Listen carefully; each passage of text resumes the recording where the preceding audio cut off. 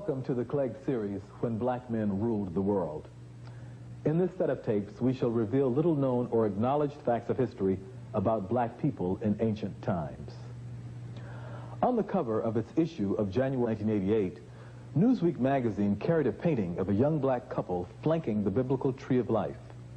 The picture was captioned, "The Search for Adam and Eve." Newsweek has revealed what many scientists and scholars now believe, that Africa was the birthplace of the human family, that the first members of what we now describe as the modern human race were black Africans, and that all human beings around the world share common roots in prehistoric Africa. In other words, we all stem from the same African family tree. For thousands of years, the only people on Earth were Africans. They migrated throughout the great continent and made many discoveries along the way. They learned to domesticate animals, to cultivate crops, and to build shelters for protection against the elements. They also organized themselves into families, clans, and tribes. During what is called the Pleistocene Age, which ended about 10,000 years ago, the region which is now referred to as the Sahara had a climate much cooler and wetter than it is today. This part of Africa was covered with grasslands and forests, as well as a number of lakes and streams. Elephants, giraffes, and other animals roamed the land, which was also populated by a highly advanced black people whose prehistoric rock paintings, still visible today, provide a clear image of life during that time. By 7000 BC, the once fertile region, which we call the Sahara, had dried up, and most black people who lived there migrated toward the upper regions of the Nile Valley in the interior of Africa. Other people, also fleeing the spreading desert, traveled further south or headed northward in the direction of the Mediterranean Sea. Part one of our series begins with the people who settled along the Nile Valley. As we shall see, the Nile River extends over 4,000 miles from its beginning near the heart of the African continent northward to the Mediterranean Sea. The southernmost portions of the Nile, which are closest to its origins, are called the Upper Nile, while the northern reaches of the river near the Mediterranean Sea are called the Lower Nile. The entire length of the Nile River extends through the continent of Africa. In other words, no portion of this great river crosses Europe, Asia, or any other land mass. All of the great civilizations that sprang from the Nile were also located on the continent of Africa. The saga you are about to witness will take you back to the ancient Nile, to Nubia and Egypt, the first great nations on Earth. It is a summary of that faraway, now almost forgotten, golden age in the history of black people. It was a time when black pharaohs and queens did indeed rule the civilized world of their day, and the achievements of these ancient people have had an important impact on modern society. Let us now turn to part one of the Clegg series, Egypt during the Golden Age.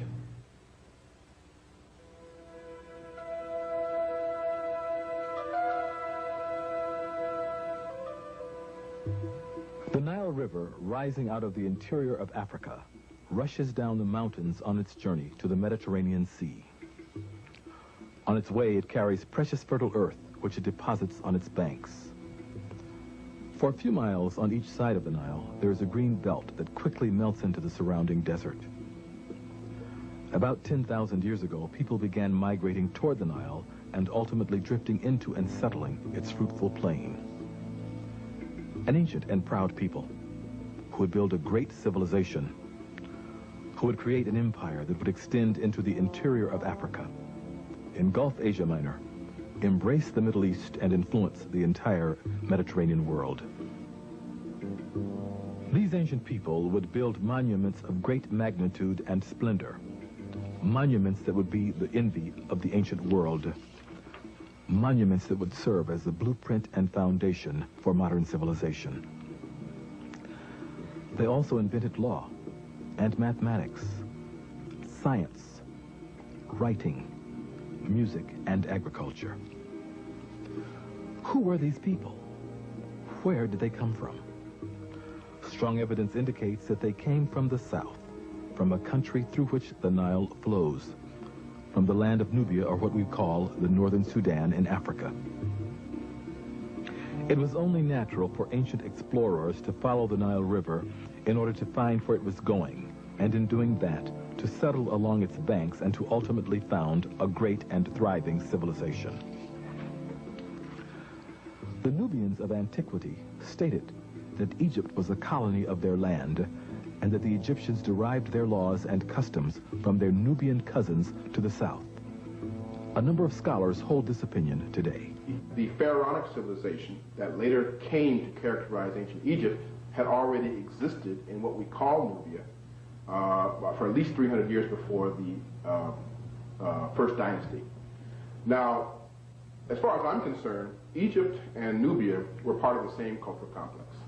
There was no essential cultural, linguistic, ethnic, or racial difference between them. The differences, such as they were in the manner of regional differences, much as the difference you might find in England between, say, an Englishman and a Welshman, in the Central Europe between a German and an Austrian, in Italy between an Italian, for example, and a Sicilian. So even though these are regional variations, if you will, they still belong to the same general civilization complex. So did Egypt and Nubia, and the Egyptians themselves said so. They themselves knew that their civilization derived from the southern part of their, south of their borders, and they knew that it derived from what we call Nubia, or Ethiopia. So civilization itself descends the Nile from Inner Africa. If you will, it crystallizes in Nubia and then reaches its highest and final form in the land called Kemet, or ancient Egypt, over a period of 4,000 years of unbroken Egyptian civilization. Modern evidence appears to confirm the tradition that civilization traveled northward from Nubia into Egypt. Skulls and skeletons unearthed in Nubia and Egypt are of the same or similar African racial type. Some of the most ancient paintings and drawings of Nubians and Egyptians also depict them as a distinctly African people. As Dr. Finch has noted, Egypt's general political structure and divine kingship appear to have been modeled after the Tasseti dynasty of Nubia that preceded that of Egypt by over 200 years. In other words, there were pharaohs ruling Nubia long before Egypt became a nation. Some scientists insist that pyramid building also began in Nubia and was refined and perfected after the Nubians moved northward and settled in Egypt. Even mummification appears to have started in Nubia and to have spread northward into Egypt 500 years after it was invented. Nubia was also considered the land of the gods and the spiritual home of the Egyptian people. Perhaps that is why the chief beneficent gods and goddesses of Egypt, such as Osiris and Isis, were depicted as blacks. Finally, during all of her periods of upheaval, chaos, and foreign invasions, Egypt was rescued and reunited by powerful black men from the Nubian south. This was true of the Mentuhoteps in the Middle Kingdom. It was true of Ahmose I in the New Kingdom, and it was true of Pianki and Taharqa during the 25th dynasty. Although not all scientists and scholars agree, the weight of evidence certainly points toward a black origin of Egyptian civilization. In time, of course, Asians and Europeans settled Lower Egypt near the Mediterranean Sea and ultimately intermingled with the native black population.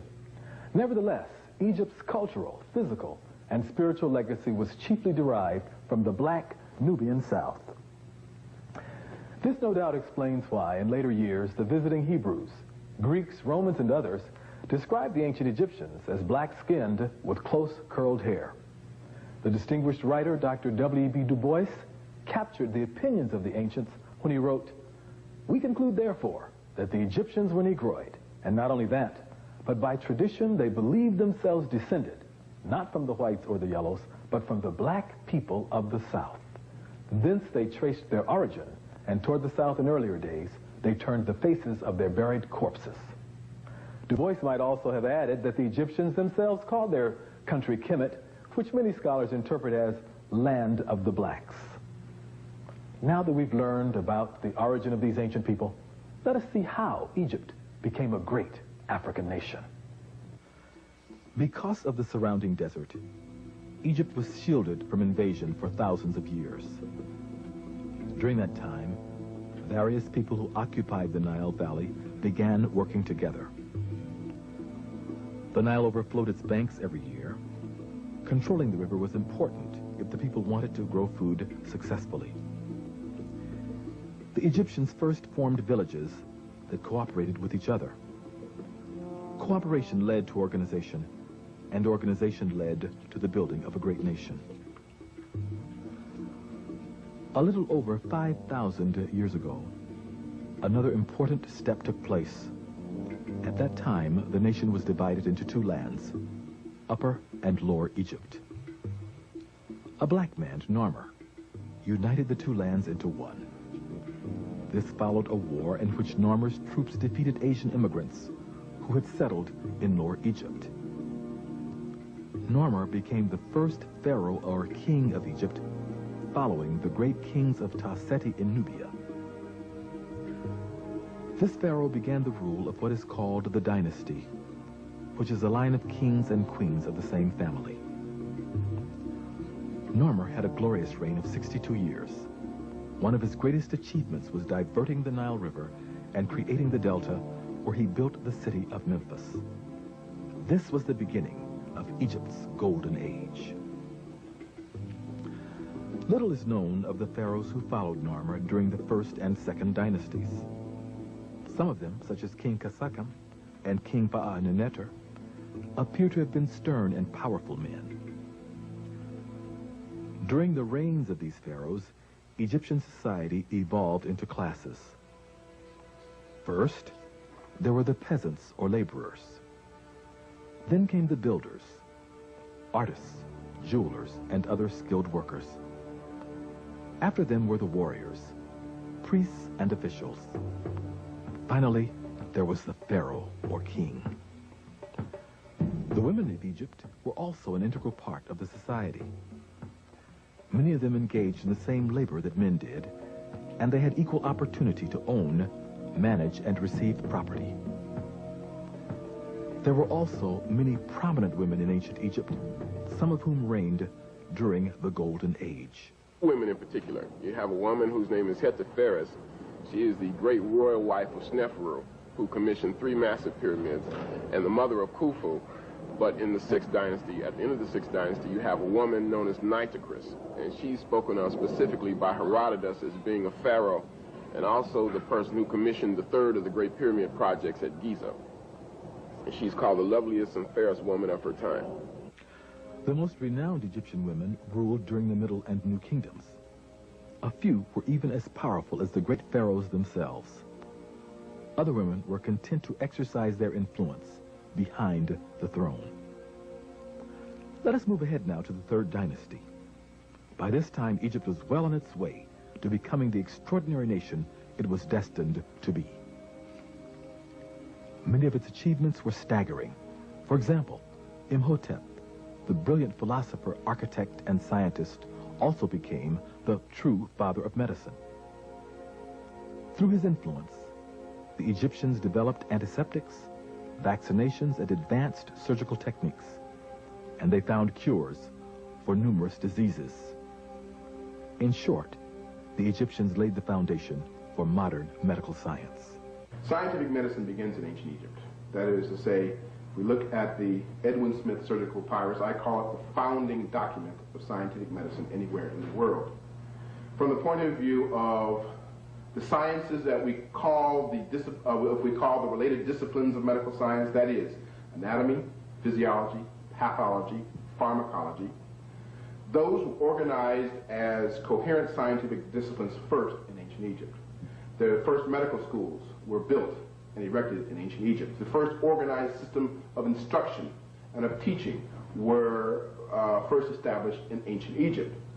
The first surgery, the first neurosurgery, the first investigations into cardiovascular physiology, all this began in the ancient kingdom of the Nile in the northeast quadrant of Africa 6,000 years ago.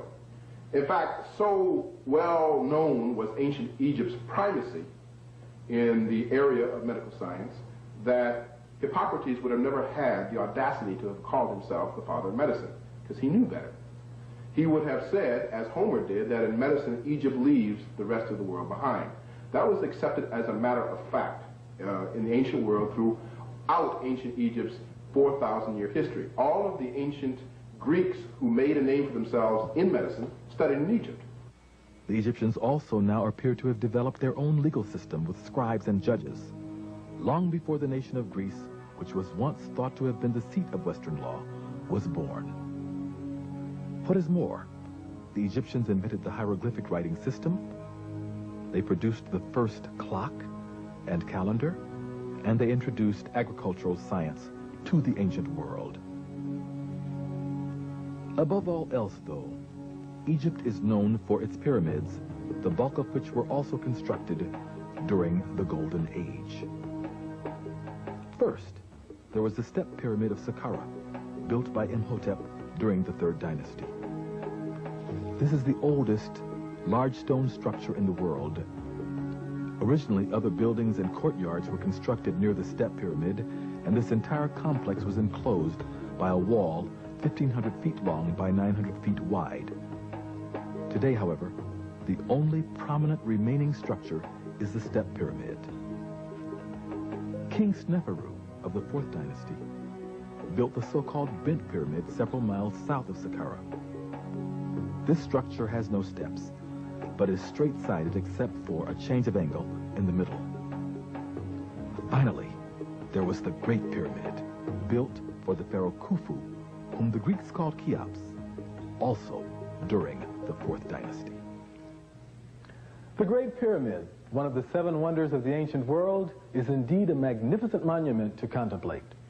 Still standing today, it originally rose 481 feet and is estimated to have contained 2,300,000 blocks of stone. The area it covers is large enough to hold the cathedrals of Florence, Milan, and St. Peter's in Rome, as well as St. Paul's and Westminster Abbey in London. The Great Pyramid contains enough stone to construct 30 Empire State Buildings. If all the stones in the pyramid were sawed into blocks 1 foot on an edge and then were laid end to end, they would stretch 2/3 of the way around the globe at the equator.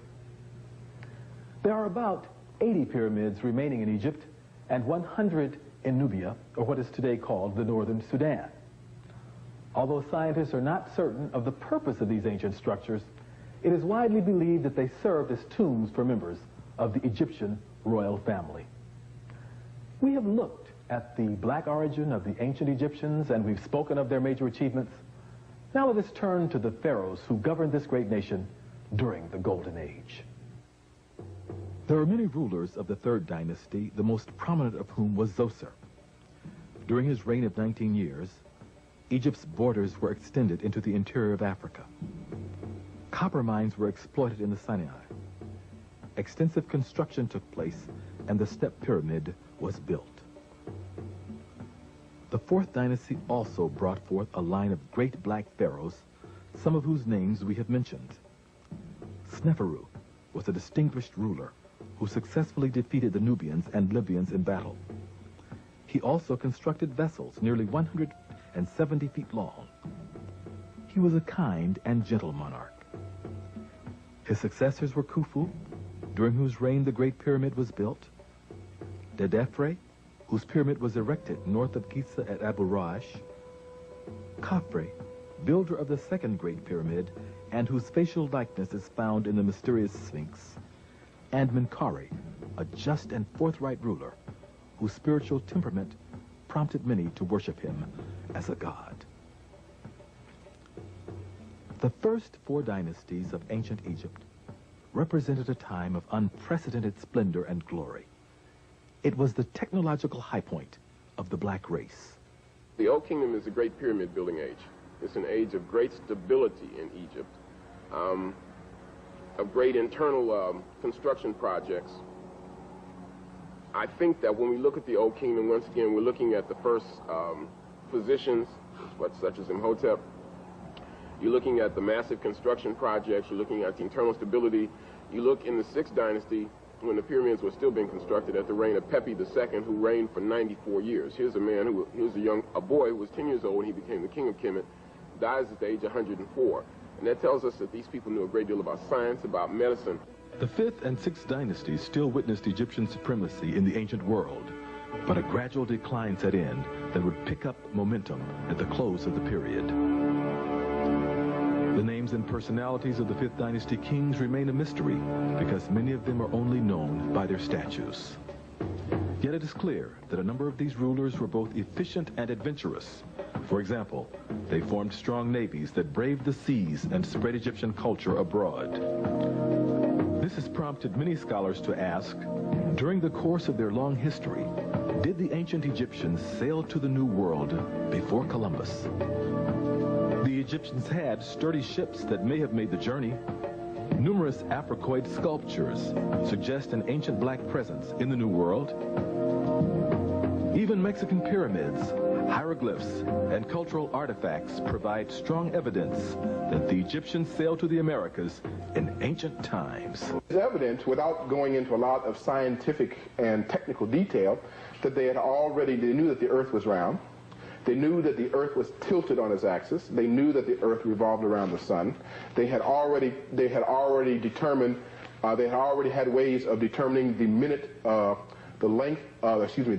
arc in the heavens of movement of stars. So they had already learned how to determine celestial longitude and terrestrial longitude and latitude. So they would have had more than enough astronomical knowledge to enable them to navigate almost anywhere in the world. And they would have had craft, that is watercraft, seaworthy enough to make those voyages. And I think voyages not only across the Atlantic, but across the Pacific to what we call the New World probably began in prehistoric times. And so that America was a crossroads for the world long before there ever was a Columbus, thousands of years before there ever was a Columbus.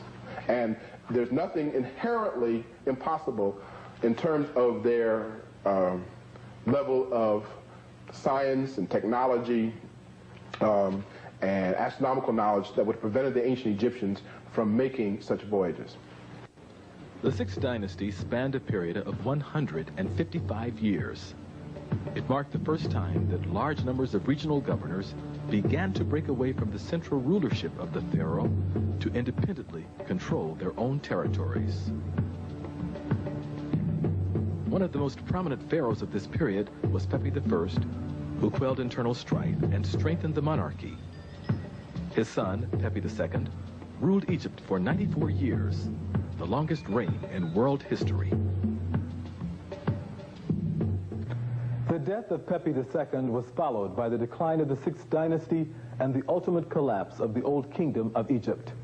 This then marked the end of 1,000 years of African splendor, the zenith of black civilizations, the world's first golden age.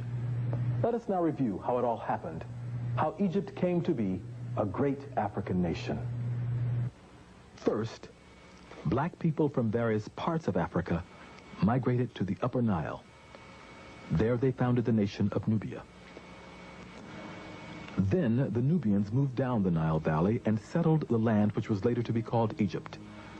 They made many contributions to Egyptian civilization, including the divine kingship, mummification, a strong spiritual heritage, and perhaps even pyramid building. In time, however, Egypt evolved into a separate and distinct nation in its own right. A nation that laid the foundation of world civilization, but most especially, a nation that provided the roots for black history and culture. Egypt's great and ancient legacy remains with us today. This architecture, this science, this agriculture, these hieroglyphics, this legal system,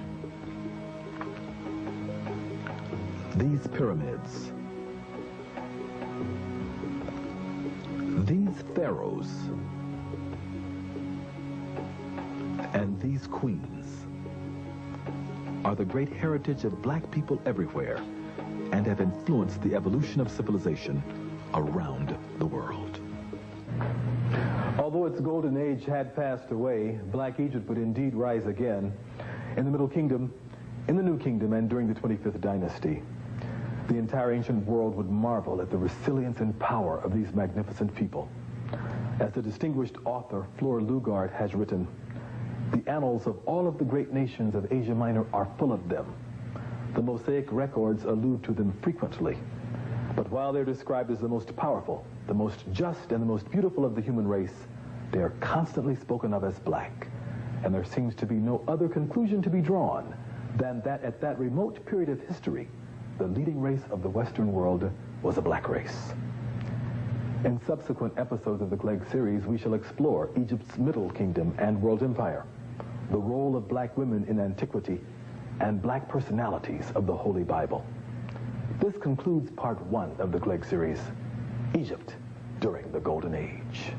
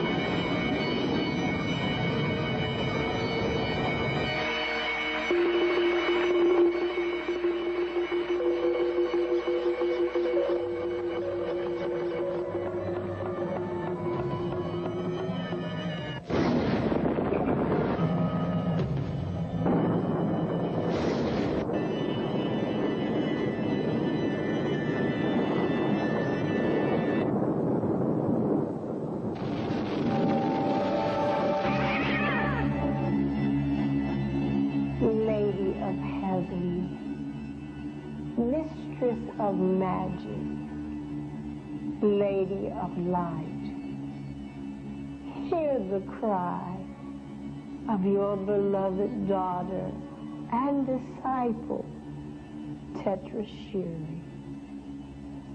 Our land, Egypt, has been invaded and conquered by evil forms.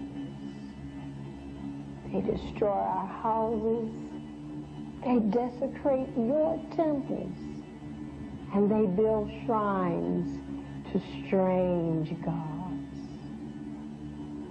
Oh, divine Isis,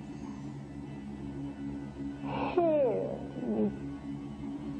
Your beloved daughter, our nation is in distress. Come and save Egypt. Save your daughters and their families, so that peace and prosperity will prevail again. And your daughters shall reign with the sons of Osiris.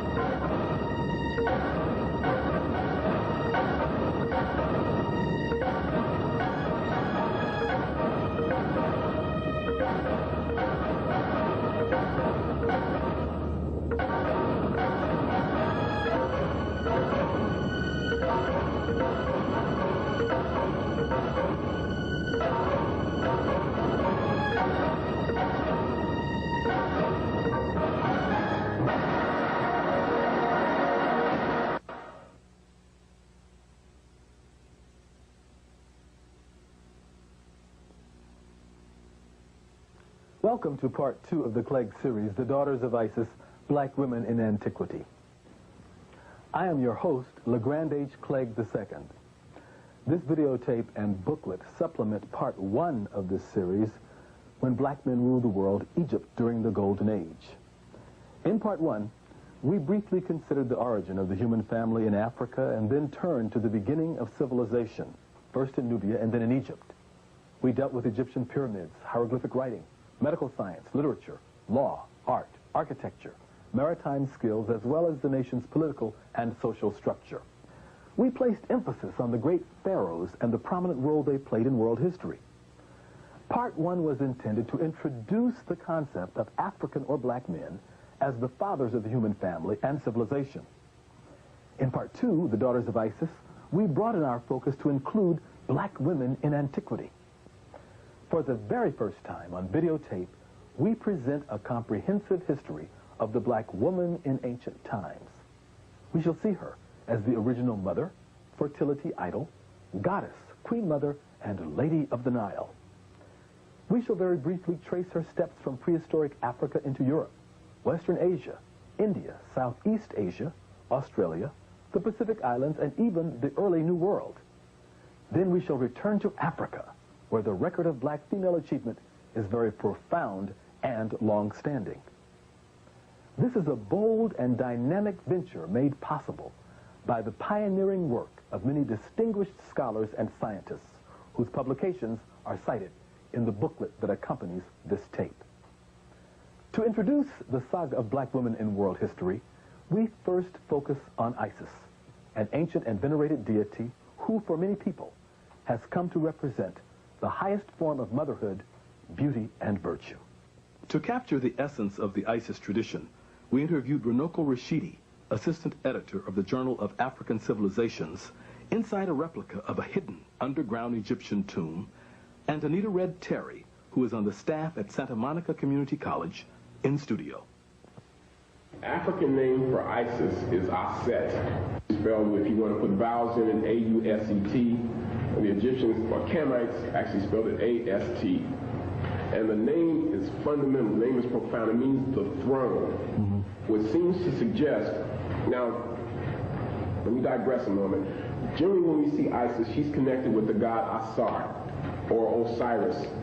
And it is said that on the first day, a loud voice called out into the world that the king of all has come. And that king was Asar, or Osiris, and he was brought forth unto the earth, and he contributed many, many great things. The development of agriculture, all the things that we associate with early civilization. On the second day, his brother Set was born. And Set is identified with the color red. Set is just the opposite of Osiris, or Asar. And he is said, according to, I think, a story by Plutarch, not even to have come forth through his mother's womb, but to birth forth, but he supposedly burst forth through her side, tearing a gaping wound. And he is just the opposite of his brother Asar. He is the epitome of evil, or disorder and chaos, social disorder. Because I'm not even sure if the Kamites had a word. The Egyptians had a word for evil. At any rate, he and his brother are engaged in a perpetual conflict. You might say it's a struggle similar to light and day, or darkness and light. They are the original twins in a sense. Now, Set, according to the story, and there are many stories according to this, long before Christian Bible or Torah or Bhagavad Gita or the Quran, etc., Rig Veda, thousands of years in Egyptian, I should say African history, these stories emerge, African mythology and religion. It is said that Set has his brother murdered. In fact, not only does he have him murdered, but he cuts his body up into 14 pieces and scatters the pieces throughout the land of Kemet, or Egypt. Now, his wife, Aset, becomes very instrumental in the story now. because when she hears the news of her husband's death, Osiris' death, she's grief-stricken. She's terribly upset, but she does not completely lose her head, and she does not lose hope.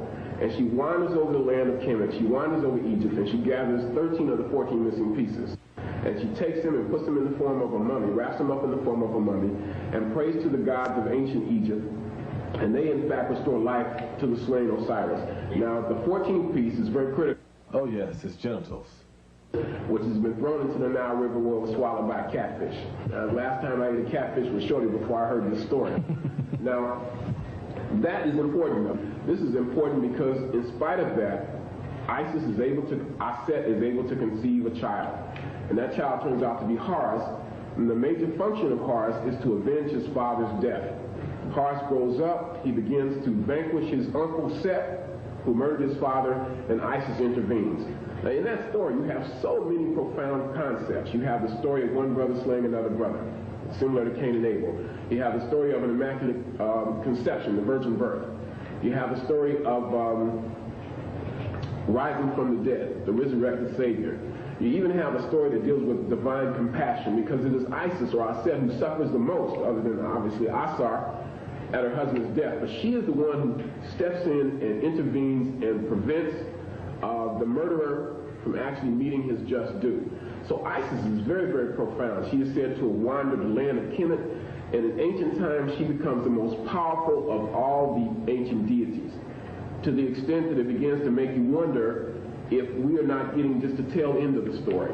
That in ancient times, God is not in fact initially identified in the form of a female. Because once again, the name Isis or Aset means the throne, the seat of power. So Isis is very profound, and then we are later to identify her with Mary and the story of the Madonna and Child. Donita, you've done considerable research on black queens, goddesses, Madonnas, and black women in ancient times. One area of interest is that of Isis and her legacy. Could you talk about that? Isis was one of the most dominant goddesses in ancient Egypt, and her legacy lives on today in the Black Madonna. Isis and Osiris are said to be the deities responsible for civilizing ancient Egypt. And they were brother and sister. They were brother and sister. And husband and wife. And husband and wife. And that type of relationship was not condoned for the general Egyptian population, though you see it sometimes within the royal family. And it had meaning to it, that divine meaning, that type of relationship they had. But they went about civilizing ancient Egypt. They taught the people agriculture. They taught them how to grow corn, how to grow wheat. They taught them how to raise livestock.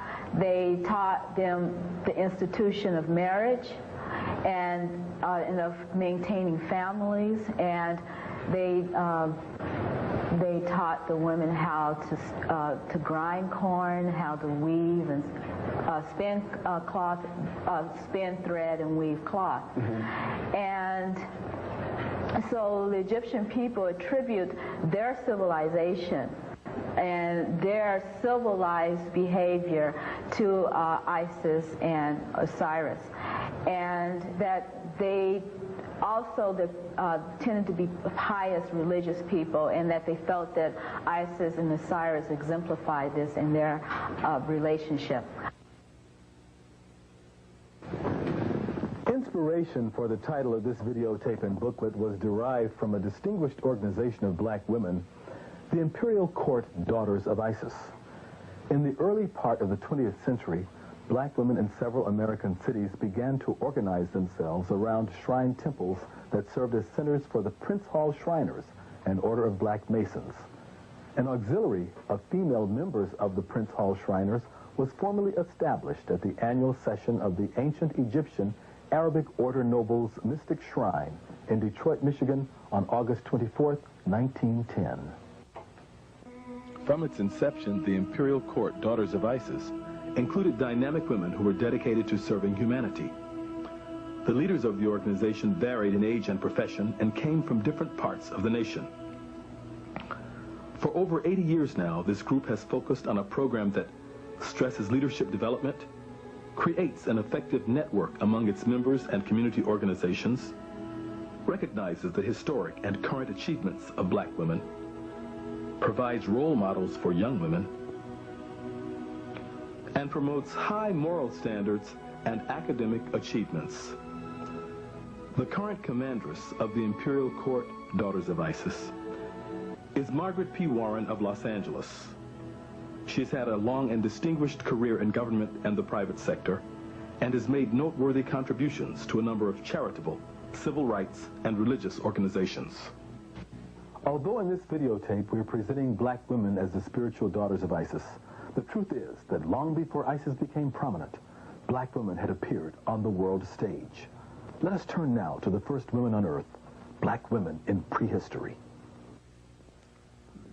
For many years, anthropologists, paleontologists, and other scientists have focused on the continent of Africa in their search for the origins of the human family. Some of the most important discoveries of human fossils have been made in Northeast Africa, particularly in Kenya, Tanzania, and Ethiopia. Small parties of Africans and Europeans, headed by such scientists as members of the Louis B. Leakey family, have combed the Northeast African terrain in search of our prehistoric black ancestors. The ancient soil of East Africa has yielded the richest human remains in the world. Prehistoric fossils similar to these have been given many names, such as Australopithecus, Homo habilis, Homo sapiens, and Homo sapiens sapiens, or modern human beings. One of the authorities with whom we spoke regarding the origins of human beings in Africa was Dr. Charles S. Finch of Morehouse School of Medicine in Atlanta, Georgia. One thing that is indubitably clear is that Africa is the cradle of the entire human race. From 4 million years ago all the way up to 200,000 years ago, the stepwise sequence leading in an evolutionary progression from early pre-human hominid ancestors all the way up to modern human beings occurred in Africa and Africa alone. Not that there weren't any migrations out of Africa, but those migrations did not have any impact on human evolutions leading up to modern human beings until after our human beings in fact left Africa. Now, what do I mean by that? A man by the name of Wainscott from England has said is that all of the populations around the globe are descendants from small founder populations that left Africa probably no later than 100,000 years ago. This means that, as C.W. Stringer has said, that all 6.5 billion people on this planet are Africans under the skin. Because if we go back far enough, everyone has an African ancestor. Now, to clarify an earlier point, when I made the assertion that as far as human evolution was concerned, it all occurred in Africa up until after the final migration, this has to do with the origin and development of races. That you did not see the development of specific human races until about 50,000 years ago, when these founder populations left Africa, began to inhabit certain parts of the globe, Europe, Asia, and then because of rather sudden and drastic climatic changes, underwent some adaptations that led to the development of variations in the human species, which we today call races, or subgroups of the human species. But as I say, if you look at the root and the trunk, you're talking about a root and a trunk that is in African soil, literally. So that in effect, all 6.5 billion people who live on the planet today are descended from a founding population or an original population that emerges in Africa, certainly 200,000 years ago, very likely, no later than 140,000 years ago, and does not leave Africa until maybe 100,000 years ago. In some of his many books and articles, Dr. Finch has noted that our knowledge of human origins is largely based on the skeletal and sculptural relics of African women. Perhaps the most prominent fossil remains of our female ancestors have been those of an ancient African woman whom modern scientists call Lucy. She may have looked similar to this reconstruction that appeared in Discover magazine in 1988. Lucy lived about 3.5 million years ago. She was 3 feet tall and 60 pounds. Her remains were found in Ethiopia. Lucy and her sisters were undoubtedly strong, proud, and courageous. Alongside their mates, they probably hunted and gathered food, lived in small groups, and carried a nursing child as they traveled across the land. Whether we call her Lucy or Eve, the African woman left her mark over a broad spectrum of the prehistoric and ancient worlds.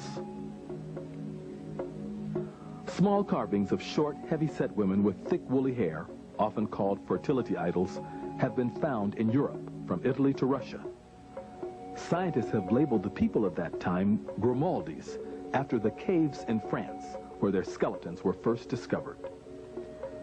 Some authorities believe that these ancient blacks migrated into Europe from Africa more than 30,000 years ago and were part of a loose cultural network that extended from South Africa into Central Europe.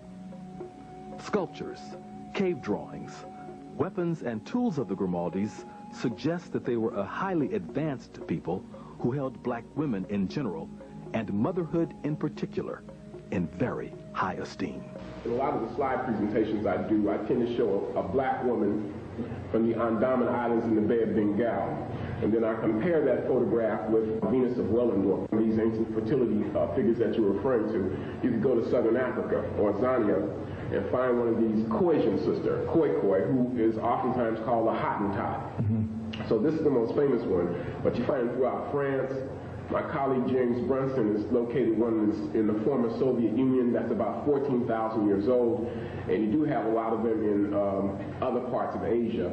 I would think they would tend to represent the widespread movement of ancient black people in a prehistoric period, and by prehistoric I mean before written records, before written history, and they need to be religious figurines. The earliest carvings of human-like people that you find anywhere in the world are almost exclusively of women, particularly of women who are obese, with large breasts and very heavily developed buttocks and thighs. Why? Because this is an image of female fecundity or fertility and abundance and productivity, and of course with the largeness of breasts, the image of female capacity for nurturance. You see this in Europe. You certainly see that in the Nile Valley and elsewhere. And we find, by the way, in the Nile Valley, that the oldest deity, the oldest form of the deity, takes shape as Ta-Urt. Ta-Urt is the hippopotamus goddess who was one of the earliest images of the deity and who was feminine and maternal because she was obese and therefore was an image of the pregnant female. Also, the hippopotamus, by floating in the waters of inner Africa, would have been an image of would have been an amniotic image and a birth image. Interestingly enough, Ta means land or earth. Urt means great. So Ta-Urt means great earth. And so she was, shall we say, an animal symbol of earth itself, earth being the primordial mother of all, out of which life comes and to which life returns. So all of the original fertility goddesses, as we call them, were mother goddesses and earth goddesses. As we have noted, prehistoric Africans did not end their migrations in Europe. They were adventurous pioneers whose descendants climbed rugged mountains, crossed torrid deserts, explored treacherous jungles, and ultimately sailed over large parts of the globe. Sacred texts, sculptures, skulls, drawings, and paintings reveal the worldwide presence of these black people. In all of the artwork, the black female is very prominent. Her figurines have been discovered in Western Europe, the Mediterranean, Western Asia, India, and in vast parts of the prehistoric New World. Even in our modern era, scattered around the globe, we see descendants of the black woman. For example, in Jordan, India, Southeast Asia, the Philippines, Hawaii, New Guinea, Australia, and Tasmania. We have seen the black woman as mother of the entire human family. We've also charted the course of her descendants around the world. Although she has left to us a global legacy, the black woman's most important and continuous contributions have been made on the continent of Africa. As you can see, it is a huge continent, second only to Asia in size. Let us return then to Africa to see what exciting revelations await us there. In a brilliant article written in the Journal of African Civilization's 1987 edition, Dr. Rosalind Jeffries provides an overview of the image of black women in African cave art. Just as many scholars before her, she found that perhaps the most ancient artwork, dating back 10,000 years, was discovered in the central Sahara region. But other rock paintings were also found in North, East, West, Central, and South Africa. What does this art tell us about ancient African women? According to Jeffries, it presents them in a variety of ways. Some paintings show black women in a symbolic manner, as primordial mother or Mother Nature, who creates and nurtures all life. Certain sculptured pieces appear to represent fertility and motherhood, which were highly regarded by African people. A number of paintings show women gathered together, wearing curious masks and vulture headdresses. In still other scenes, we find women talking together, posing, dancing, carrying pottery vessels, and relaxing with their children. One of the most popular of the prehistoric paintings is a depiction of two young ladies referred to as Pule women. Their attire is surprisingly similar to modern dress. A universal figure is the horned goddess, who is depicted in graceful running strides with horns on her head surmounted by a pot-shaped hat. African legends speak of horns as being symbolic in calling together a nation. As we move toward later historical times, we meet the African woman, but this time she is settled along the Nile River. It was in this region that the most ancient and continuous civilization in the world appears to have arisen, first in Nubia and then in Egypt. Of course, not all scholars agree on the origin of the Egyptian civilization. In part one of this series, however, we cited a growing body of evidence that points toward a black or Nubian beginning, which is consistent with ancient tradition. In his book, The African Background to Medical Science, Dr. Charles Finch sheds further light on the black roots of Egyptian civilization. He points out that the Egyptians named themselves Kamu, which translates literally as the blacks. Their words for the African land to the south of them was Kentu, or Kintu, denoting the Sudanese peoples who lived there. This word also meant first, foremost, beginning, origin, and chief. The Egyptians also referred to Inner Africa as the Old Country and the land of the gods, or as we might say today, God's country. Furthermore, the Egyptian word for east was the same as their word for left, and their word for west the same as their word for right. Their word for front was the same as the word for south, and the word for back was the same as the word for north. According to Dr. Finch, all of this was possible only if the Egyptians oriented themselves southward and looked in that direction for the land of their origins. Another source of evidence in support of the view that the ancient Egyptians were black people is the Christian Bible. In Genesis, Noah's three sons, Ham, Shem, and Japheth, are presented as the ancestors of the three main branches of humankind known to biblical writers. Ham is unquestionably the ancestor of the black race, and his name appears to have come from the Egyptian Cam, meaning black. The sons of Ham were listed as follows. Mizraim equals Egypt. Cush was Ethiopia. Canaan was Palestine, and Phut was Libya. It is clear then that also, according to biblical tradition, Egypt was a part of the black or African branch of humanity. Finally, this painting from the tomb of Ramesses III, dating back to about 1200 BC, shows that the ancient Egyptians viewed themselves as blacks and painted themselves as such without confusion with the Indo-Europeans, that is the Caucasians, or the Semites.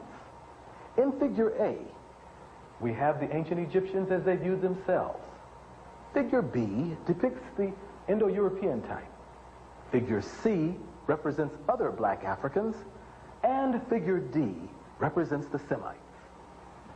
Throughout their history, the ancient Egyptians never depicted themselves by types B or D. In ancient Egypt, Kemet, the black land, as elsewhere in Africa, women were very prominent. Their diverse roles included goddess, queen mother, and pharaoh. We have learned about the great Isis and her tradition, but there were also other black goddesses of distinction. To discuss this, we return to Danita Red Terry in studio. Isis was the female god of war and of hunting, and she's probably the oldest known female deity of ancient Egypt.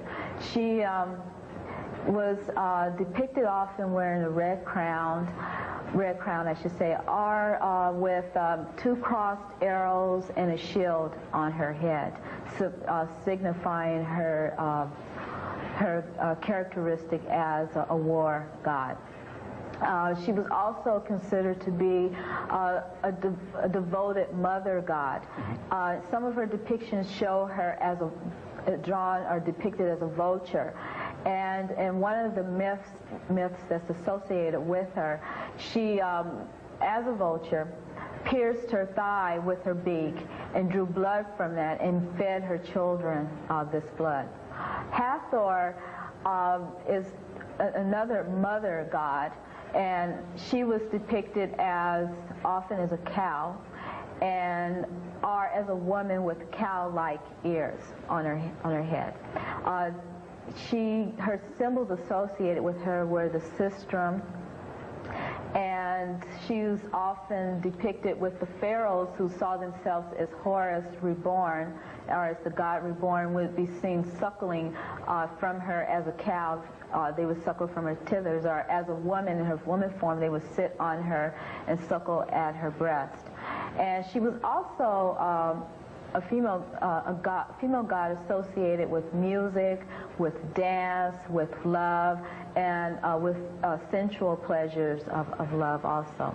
And the sistrum, which I said was associated with her, was a rattle-like musical instrument. Some of the other female gods include Bast or Bastet, which was often depicted as having the head of a cat or a head of a female lion, and she was a god of war. You have Mut, who was also sometimes associated as a god of war. She was a regional god of the Thebes, Luxor area, and she was part of a trinity of Khons, which is her son, and Amun, who was a very important deity during the 17th and 18th dynasty period. You have Nut, who was the mother of Isis, and she was a mother goddess who was shown, often depicted as going across the heavens. Her whole body would stretch across the heavens and meet the earth in these depictions, and stars would be scattered about her, and the sun would be in the sky with her. And then you have her daughter Nephthys, who was a guardian female god. The Egyptians believed that the king or pharaoh possessed divine powers and embodied the strength, vitality, and authority of God. His role was well defined as ruler of the nation. In spite of this, Egyptian women had a special place on the throne. First, they were guardians of the royal lineage. That is, most male heirs did not become pharaohs until after they married a princess of royal blood. In many cases, this meant that a young man married his full-blooded sister, as is depicted here in the union of the pharaoh Ahmose and his queen Ahmose Nefertari. Secondly, as we shall see in part 3 of this series in the case of Queen Hatshepsut. If a deceased pharaoh's legal heir was too young to rule, or the king left no male heir, then the queen was permitted to head the nation. The queens of Egypt played a vital role on the throne. A number of them rose to prominence from about 3000 BC to 1800 BC during the Old and Middle Kingdoms. First dynasty, you have a woman known as Mernite. And according to W.B. Emery, Walter B. Emery, in a book called Archaic Egypt, it was published in 1965, he identifies her as a monarch, as a living hearth.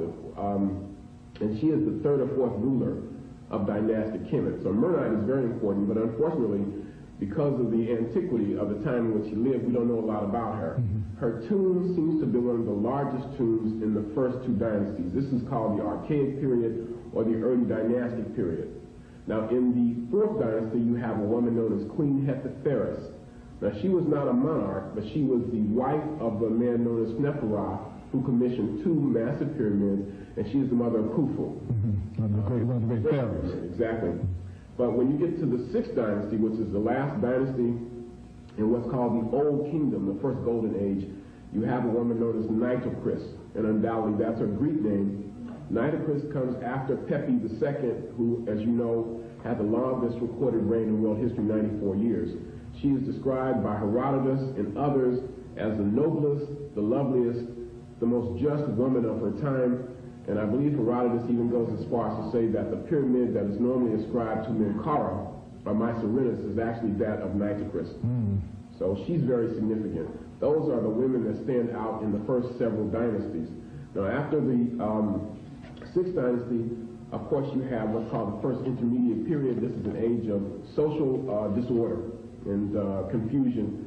And then you have the 10th dynasty, in which a black king, once again from the south, moves up, conquers the 2 lands, northern and southern Egypt, and unifies Kemet for the 2nd time that we are aware of in history. That is Nefertiti-Mentuhotep, who reigned for 51 years. Now, he had 2 great queens. One is Kawet, the other is Ashayet. Now, perhaps the most interesting thing here is that we know about Mentuhotep II largely because of this statue in the Cairo Museum, the black statue that portrays him in the divine color of ancient Kemet, the color of God, the color of divinity, the color black. But interestingly enough, his queens are also oftentimes portrayed in that same color. And I will draw your attention to a piece, I believe it's in the Metropolitan Museum of Art, maybe in the Cairo Museum, that depicts both of these queens, Kawet and Ashayet, in that same divine color. We don't know much about them. The 11th dynasty, I may have said the 10th dynasty, but actually this is the 11th dynasty, lasts about 100 years. And it's a transitional period, but in the 12th dynasty, once again, we see women very, very, very powerful. You have, in particular, the last known monarch of Dynasty 12, a woman known as Sebek-Neferu. She is the daughter of Amenemhotep III. While the goddesses and queens of Egypt have a very special place in history, it was the average woman of that land whose independence and respect surprised ancient foreigners and still baffle us today. The Greek writer Herodotus, whom some have called the father of history, has stated, "The Egyptians themselves in their manners and customs seem to have reversed the ordinary practices of mankind. For instance, women attend market and are employed in trade, while men stay at home and do the weaving." Of course, Egyptian men did more than weave if they weaved at all. They were pharaohs, governors, judges, doctors, priests, warriors, laborers, and so forth. However, Herodotus was struck by the role of women in Egyptian society, and well he should have been. For in his native Greece, women were very much confined to their homes. They rarely appeared in public and had few if any rights and privileges men were bound to respect. As a matter of fact, in many instances, the parents of Greek girls arranged their marriages at an early age and paid a rich dowry for the honor. These young ladies received no mental or physical training, but were taught to spin, cook, to obey their husbands, and to otherwise remain quiet and modest. But for thousands of years, the Egyptian woman and her sisters in other parts of Africa enjoyed more legal rights and privileges than any other women of their time and than most women of today. The family unit was the most ancient and cherished institution in Egypt. Young men were urged to take a wife as soon as they were able to support her financially. Egyptian literature is filled with love poems between young men and women who affectionately called each other brother and sister. One such young lady wrote the following to her lover. My heart flutters hastily when I think of my love for you. It lets me not act sensibly. It leaps from its place. It lets me not put on a dress, nor wrap my scarf around me. I put no paint upon my eyes. I'm even not anointed with perfume. The Egyptian woman was well loved and respected by her family. Although her spouse was the head of the house, she was indeed responsible for running the household. They certainly controlled the hearth and the home, of course. They also controlled fields in many, many instances. The agricultural situation in Egypt, because the most important agricultural deities at first were women, Asit or Isis being the best example. We know that women had legal rights, independent legal rights. We know that children in ancient Egypt derived their names and therefore their legitimacy through their mothers and through the maternal line, and therefore took their names from their mothers, as we said. An ancient elder left a record of sound advice for young Egyptian husbands. He wrote, "Do not control your wife in her house when you know she is efficient. Don't say to her, 'Where is it? Get it,' when she has put it in the right place. Let your eye observe in silence. Then you recognize her skill. It is joy when your hand is with her. If a man desists from strife at home, he will not encounter its beginning. Every man who founds a household should hold back the hasty heart. Do not go after another woman. Let her not steal your heart." Thousands of paintings depict interesting scenes of Egyptian family life. They show husbands, wives, and children eating, hunting, fishing, enjoying music, and traveling along the Nile together. Family stability seems to have prevailed throughout the long history of this nation. Sexual discrimination in employment appears to have been unknown in Egypt. Alongside men and with others of their gender, women ground corn, brewed beer, and baked bread. Women dominated certain professions. For example, most of the dancers, acrobats, and musicians were female. Women also held high positions in commerce and industry. This was especially true in the manufacturing of state textiles and perfume. Egyptians loved banquets and parties where married couples often socialized. Here is a typical dinner party at which women playing drums and flutes entertained their guests. The Egyptian pharaoh governed the nation on the basis of mayat, a divine concept of law and justice. Under this system, women enjoyed equal status and civil rights with men.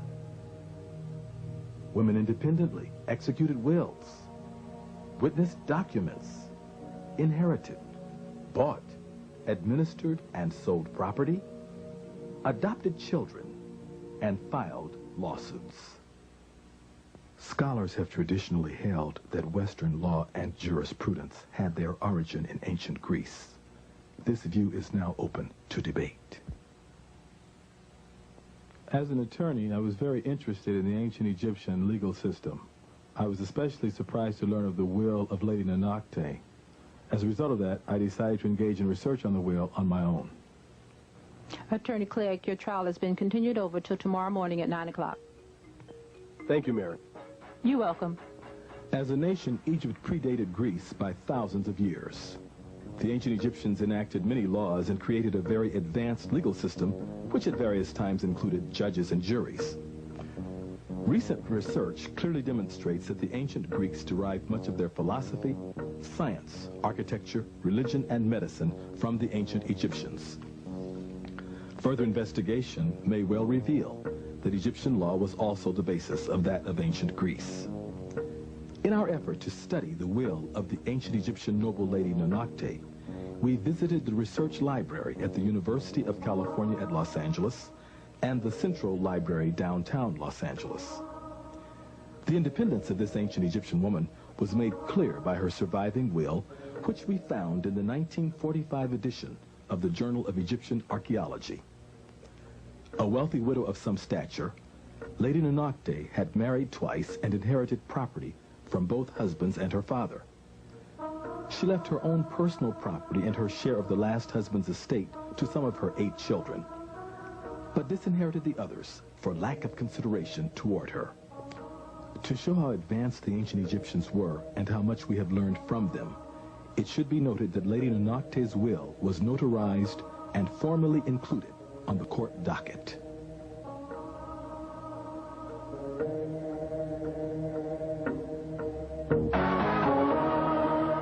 As we have seen during the early history of Egypt, women of the nation were generally equal to men in many respects. Even so, the position of pharaoh or crowned head of the country was almost always held by a man.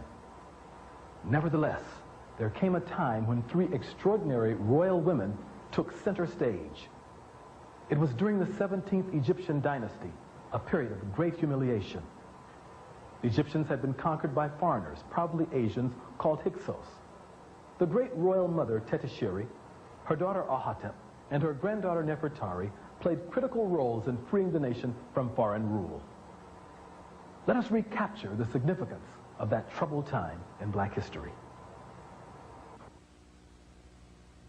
While filming the drama for the Daughters of Isis, we were joined behind the scenes on the set by Nzinga Ratabisha Heru, chairperson of the Association for the Study of Classical African Civilizations. Nzinga, thank you so much for taking out of your busy schedule and appearing on the set of the Daughters of Isis to be our guest today. We certainly appreciate your contribution. And thank you, LeGrand, for the opportunity. As a rule, we look at history from a male perspective. Even when we think of the origin of the United States, we speak of the founding fathers. In ancient Africa, however, there are times when we speak of founding mothers. Can you speak to that? The founding mothers are a very integral part of African history. As a matter of fact, in this particular case, what had happened is Egypt was ruled under the domination of the Hyksos. They were, in fact, the Asians. So what had happened is all the royal families were pushed to the south, and actually Egypt was there under domination by outsiders. However, they had to go to the south to organize, to actually strategize for the liberation efforts to regain Egypt. And that was done by a sister named Tetisheri. Tetisheri and her husband worked very hard to overthrow the Hyksos. What had then happened was her daughter, Ahotep, then joined the fight to help regain this country. When her husband was killed in battle, it was Ahotep, a sister, woman, warrior, who went out there and led the troops to overturn these foreign invaders that had come to monopolize their land. They battled until, again, another daughter came, and that daughter is known as Amhos Nefertari. Now, Amhos Nefertari is the one that is long sung praise because she is clearly of Nubian stock, but it was she and her husband who were actually the founders of the 18th dynasty. Let us now turn to the 17th dynasty and visit a scene from the lives of 2 of the founding mothers of the 18th, Tertisheri and Nefertari.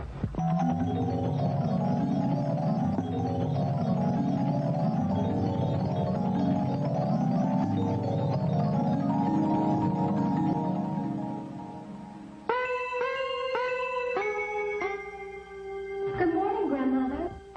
I've come to see if your leg still trembles here. Nefertari. Isis has surely blessed you, my child. You truly possess charm, sweetness, and love, my child. But I fear you are wrong, Grandmother, for I am the one who surely has been blessed by Isis. She has provided me with such a guardian whose love is as strong as the Pharaoh's flail. Now tell me, Grandmother, how is your leg? Give Grandmother a few moments, my child.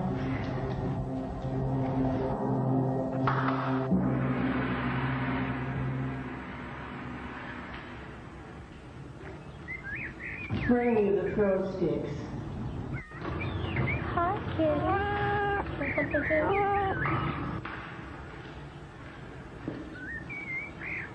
That will be all. You may both leave.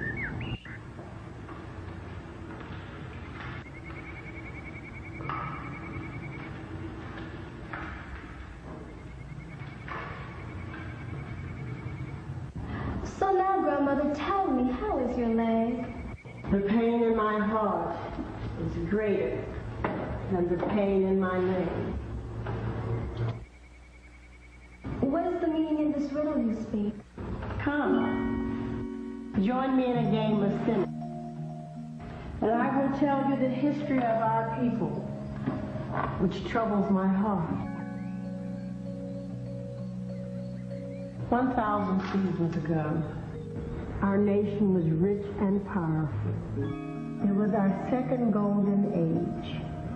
Our ancestors controlled the vast Nile Valley. There were great pharaohs such as Menahotep II, Amenemhet III, Senusret I and II, who reigned supreme. And there were great queens like Khmut and Asheret. Grandmother, which dynasty was this?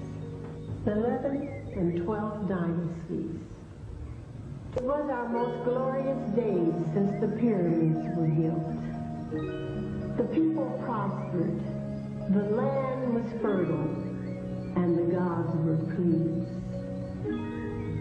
But at the end of the 12th dynasty, a human plague struck our land. A human plague? Do you mean like an epidemic? No, it was a mob of a strange people, a pale-faced race. We call them Hyksos, rulers of a foreign land. They burned our cities, destroyed the temples, massacred many of the men and enslaved the women and children. The royal family was stripped of their authority and banished from the throne. Were the kings and queens killed too? No. Fortunately, many of them managed to escape the barbarians, and they fled south into Nubia.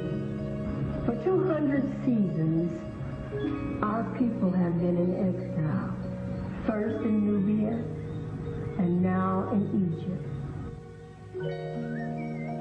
But when the war is over,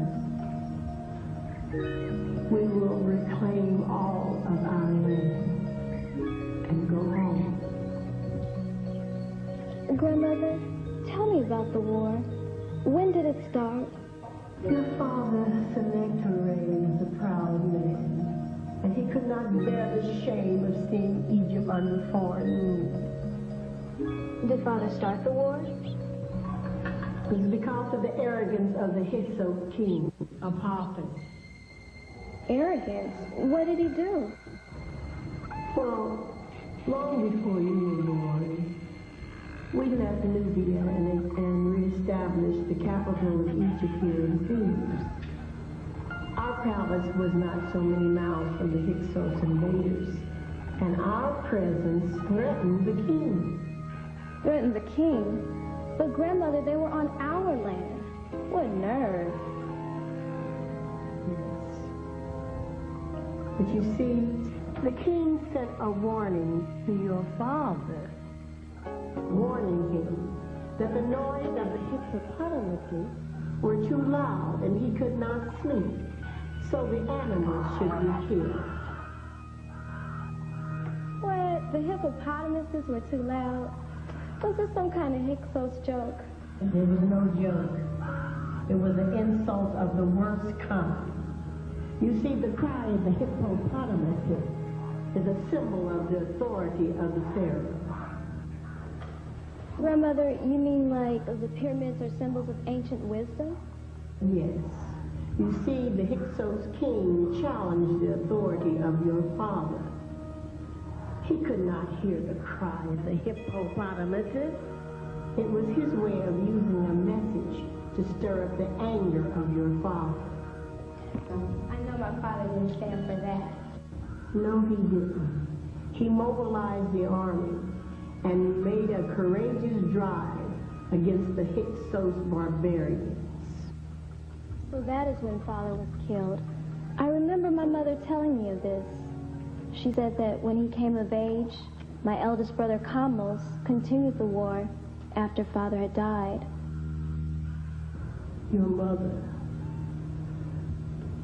was much too modest, my child. After your father's death, it was she who brought the troops together and led them to battle after battle. To Kamos took her life. And like your father, Kamos was killed. And now,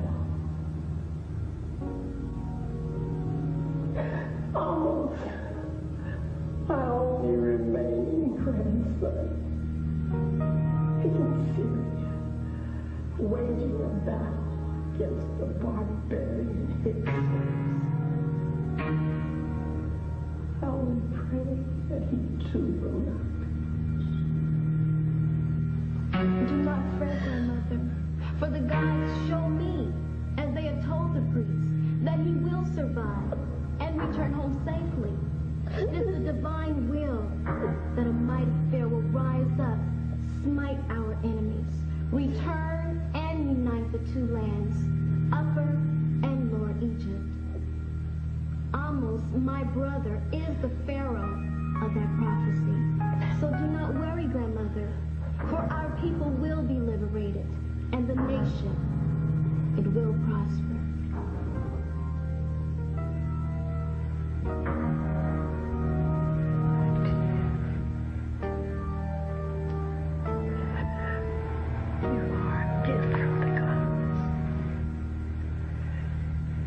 The embodiment of Isis. May your name be honored and endure for generations, like the pyramids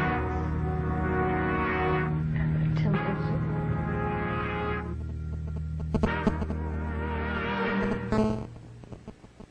The words of Queen Tetisheri, grandmother of Nefertari, did indeed echo down the corridors of history.